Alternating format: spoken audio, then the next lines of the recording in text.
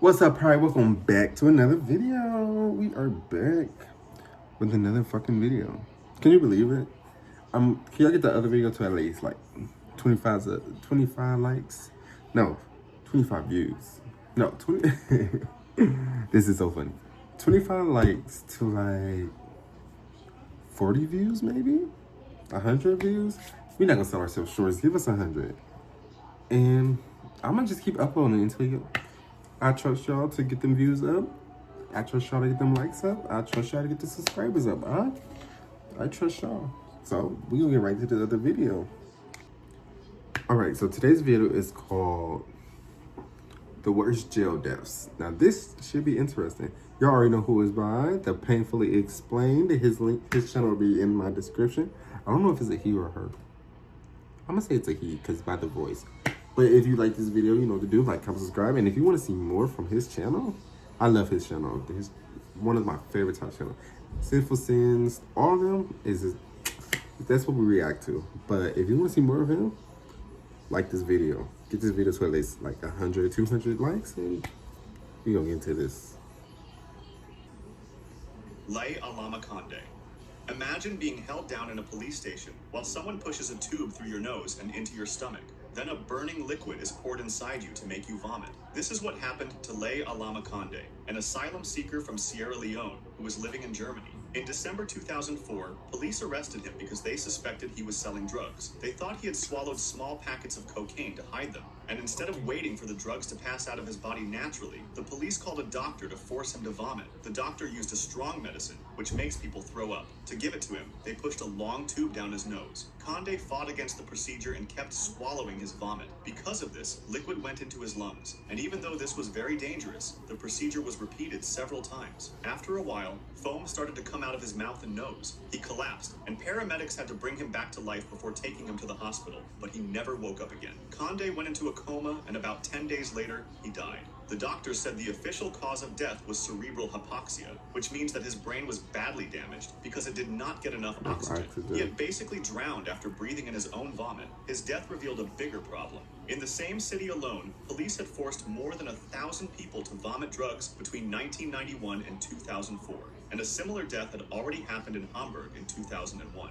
Finally, in 2006, the European Court of Human Rights ruled that this practice was torture. The doctor who carried out the procedure was ordered to pay Conde's family 20,000 euros. You can choose to raid the caravan. That's not a lot of money. Wali. Abdul Wali was a 28-year-old Afghan farmer who went to a U.S. base after the local governor advised him to surrender.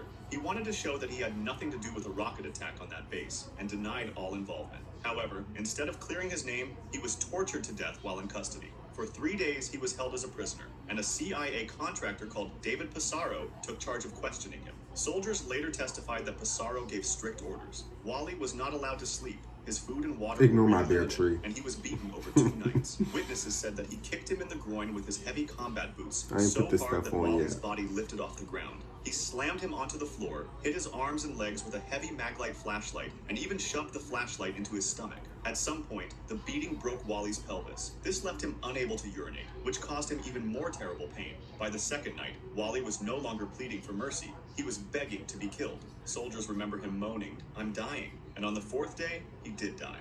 At first, the death was reported as a heart attack, but later evidence showed that the beatings were the real cause. Pissarro became the first and only person linked to the CIA ever convicted for abuse after 9/11. At first, prosecutors charged him with several serious crimes that could have meant decades in prison, but in the end he was found guilty of 1 count of assault, causing serious injury, and 3 counts of simple assault. He received a sentence of just 8 years and 4 months, which was later reduced to 6 years and 8 months. A judge even told him that if an autopsy had been done, he might have been charged with murder. Darren Rainey. Darren Rainey's last hours were spent locked in a prison shower that was turned into a torture chamber. The 50-year-old, who suffered from schizophrenia, was being held at Dade Correctional Institution in Florida and was supposed to serve a short 2-year sentence for cocaine possession. One night, after he smeared feces in his cell, guards took him to a special shower in the prison's psychiatric ward. The pipes had been changed so that prisoners inside had no control over the water temperature. What happened next was horrific. The water blasting down on Rainey reached as high as 160 degrees Fahrenheit. He begged to be let out, but he was trapped inside for almost 2 hours. When guards finally opened the door, he was lying on his back, dead. His body was covered in patches of burned skin, with second and third degree burns over more than 30% of it. Paramedics later said his skin peeled away at the touch. Yeah. Photos from the scene even showed bruises on his hands, likely from him pounding on the shower door as he tried to escape. Even with these shocking details, accountability was slow. For 2 years, officials gave no clear explanation for his death, and 2 of the officers on duty were even promoted.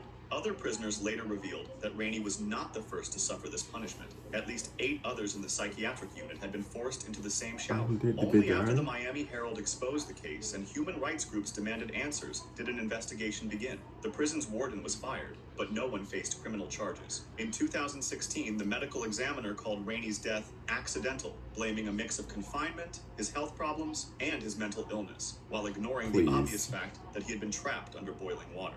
His family sued, and at least they eventually received a $4.5 million settlement. Dilawar was a young Afghan taxi driver who happened to pick up the wrong passengers at the wrong time. He was driving 3 men home when an Afghan militia stopped his car at a checkpoint near a U.S. base that had been attacked earlier that same day. Inside the car, they found a broken walkie-talkie and an electrical stabilizer. Without real evidence, they handed Dilawar and his passengers over to American soldiers. This turned out to be the end for him. At the Bagram Detention Center, Dilawar was tortured. Guards chained his wrists to the ceiling of his cell for long periods, leaving him hanging until his shoulders came out of their sockets. He was denied sleep, forced to wear a hood, shoved into walls, pulled by his beard, and kicked in the groin. Soldiers stomped on his bare feet and slammed his chest against tables. Worst of all, his legs were beaten again and again with what the soldiers called peroneal strikes. These were powerful blows just above the knee, designed to cause intense pain. Dilawar endured more than 100 of them, and by the time he died, his legs were so destroyed that even if he had survived, doctors said they would have had to cut them off. They described them as pulpified. On the day of his death, Dilawar had already spent most of 4 days chained to the ceiling. When guards tried to make him kneel, his legs would not bend anymore because of the repeated beatings. He was told he would see a doctor once questioning was finished, but instead, he was dragged back to his cell and hung up again. Hours later, when a medic finally checked on him, he had already passed away. What made it even more tragic was that U.S. interrogators later admitted many of them believed Dilawar was innocent. His passengers were later sent to Guantanamo and eventually released years later, with letters saying they were not a threat at all. The truth about Dilawar's death could not stay hidden. A leaked death certificate proved he had been killed by abuse, not by illness as the military first claimed. His story later became the center of the Academy Award-winning documentary Taxi to the Dark Side, which revealed the horrors that took place inside Bagram. Some soldiers were investigated, but the punishments were light: short jail terms, rank reductions, and official letters of reprimand. No one was ever convicted of murder, and Dilawar never got to come back home to his wife and baby daughter. Nicolaus Contreras. He was only 16 years old when his body finally gave out. Nick was sent to the Arizona Boys Ranch, a privately run boot camp for troubled youth, hoping he could earn school credits and turn his life around. His health was already fragile when he arrived. He had asthma, and the higher elevation in Arizona made breathing harder. Soon he began showing clear signs of being sick: nausea, diarrhea, fevers over 100 degrees, spasms, etc. His pulse was racing. He lost weight quickly, and even his body gave off what staff described as a moldy odor. However, instead of giving him proper care, staff brushed him off, calling him a faker and a baby. Even his prescribed inhalers could not be used unless staff gave permission. As Nick grew sicker, the treatment from the staff only got worse. They forced him to keep doing harsh physical exercises, and if he faltered, they shoved or punched him. When he fainted, they threw water on him to force him up again. Often, he wasn't allowed to use the bathroom, so he lost control of his bladder and bowels. He soiled himself so often that his mattress was moved into the bathroom, and he was made to sleep there in his own filth. Staff forced him to carry his stained clothes in a trash can and do push-ups over it. At mealtimes, he had to sit on a toilet while eating, mocked in front of others. Staff even spread rumors to the other boys that he had AIDS. Nick tried to reach out for help. In his final phone call to his family, his grandmother remembered how he struggled to speak, coughed nonstop, and said, "Wanna die, wanna be with Dad. Too hard." Then, during yet another round of physical drills, Nick fainted several times, and instead of helping him, staff joked that he deserved an Academy Award for pretending. They forced him into push-ups, slammed him against a wall, and even made him act like an ambulance siren, while another boy pushed him in a wheelbarrow. By the afternoon, his body couldn't take it anymore, and he collapsed for the last time. When staff ordered him to get up, his final word was simply, "no," and 2 hours later, he was pronounced dead. Investigators later counted 32 different acts of abuse involving 17 staff members. The Los Angeles Times uncovered other reports of children at the ranch being burned, beaten, or seriously injured. Still, most of the staff escaped real punishment because of legal technicalities. But he was already sick before he came. So I'm confused. What did he have? Prison just north of Damascus became known by the name the Human Slaughterhouse. For decades, and especially during the Syrian Civil War, it was one of the most feared prisons in the world. Former inmates said Sednaya wasn't designed to hold people, but to break them. New arrivals were greeted with what guards called a welcome party. This meant hours of beatings with pipes, cables, and tank belts. Prisoners were blindfolded, dragged across the floor, kicked until they passed out, and left bleeding in piles. Survivors say they could identify guards just by the sound of their footsteps or the crack of their whips in the darkness. Detainees were hung by their wrists in painful positions, shocked with electricity, burned, and sometimes forced to rape each other. Guards used hinged boards called flying carpets to bend people backwards until their joints tore apart. Food was sometimes mixed with blood, and water was tainted with urine.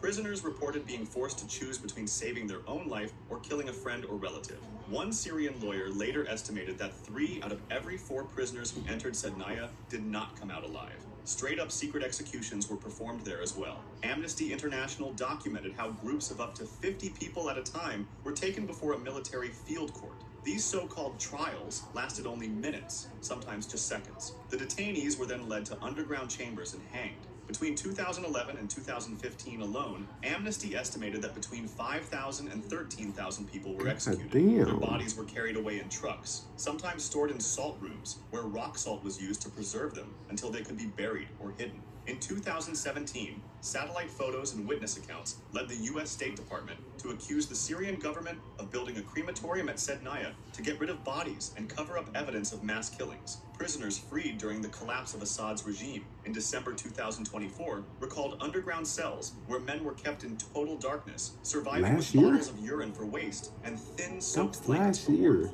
Many had forgotten their own names after years of trauma. If you like this video, subscribe for similar ones or join my Discord to suggest another. Actually, that's insane. That's actually fucking wow. I'm shook. These are actually great videos to watch.